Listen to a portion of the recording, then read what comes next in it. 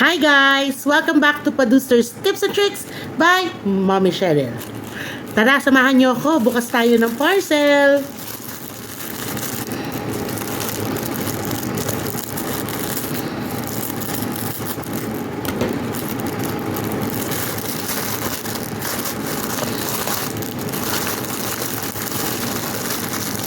Ano kayang laman?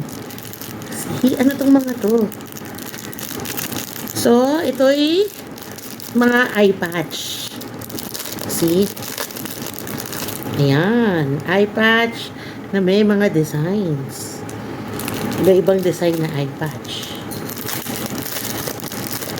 Ayan. Tatlong design ng eye patch. Ayan. See? Siguro nagtataka kayo, anong gagawin ko dito, no? Oh, syempre, kunyari, ayan, parang pang ganyan yan. Ayan, pirata. Diba? Joke, hindi para sa akin to. Para sa anak ko to. Yung youngest son ko kasi, na-diagnose siya with a lazy eye.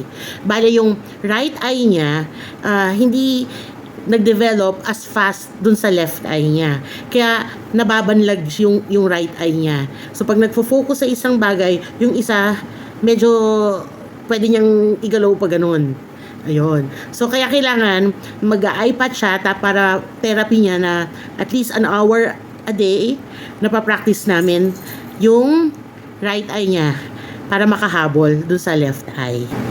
Bumili na ako ng eye patch kasi mas makakatipid ako dito dahil reusable. Dahil yung unang gamit niya is yung ganitong klaseng eye patch na disc sticker. So, itong disc sticker, 35 to 50 pesos. 35 kapag bibili ka ng bultuhan, and then 50 kapag dun sa doktor ka bibili. Eh, kailangan na kasing bumili dati, kaya bumili muna ako ng ilang piraso sa doktor.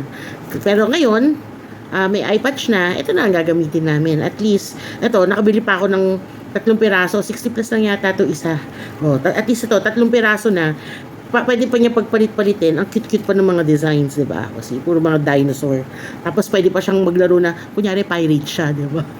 Ayun. So, ito at least nakabili na ako. Hindi na ganun kagastos at mag-enjoy na yung anak ko sa kanyang pag-therapy.